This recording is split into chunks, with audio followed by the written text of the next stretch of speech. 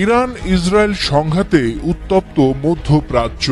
এবার যুদ্ধের সম্ভাব্য বিস্তার ঠেকাতে নিজেদের প্রস্তুতির সর্বোচ্চ পর্যায়ে যাচ্ছে তুরস্ক।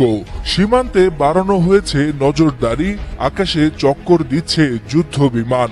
তুরস্ক বলছে এই পরিস্থিতিতে তারা আর ঝুঁকি নিতে চাচ্ছে না।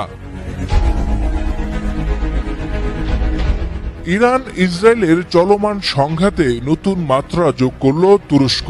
বৃহস্পতিবার দেশটির প্রতিরক্ষা মন্ত্রণালয়ের এক কর্মকর্তা জানান, সম্ভাব্য যুদ্ধ পরিস্থিতির জন্য ফুল স্কেল প্রস্তুতি নিচ্ছে আঙ্কারা।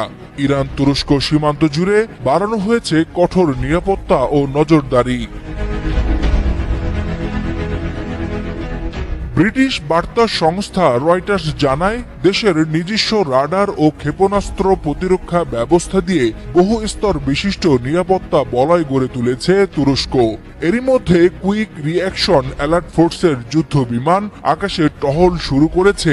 ইসরায়েলি বিমান আন্তর্জাতিক সীমা লঙ্ঘন করতে পারে এই শঙ্কায়।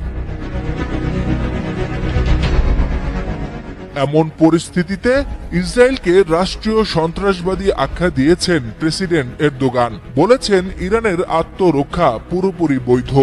নেতানিয়াহু এই অঞ্চলের সবচেয়ে বড় হুমকি। এমনকি গাজায় চালানো হামলায় নেতানিয়াহুকে তুলনা করেছেন হিটলারের সঙ্গেও। তুরস্কের যুদ্ধ প্রস্তুতি নতুন করে ইঙ্গিত দিচ্ছে, মধ্যপ্রাচ্যের উত্তাপ হয়তো শুধু সীমান্তেই থেমে থাকবে না, ছড়িয়ে পড়তে পারে বড় পরিসরের সংঘাতে। ওয়ালিউল হাসানাত, যুগান্তর নিউজ।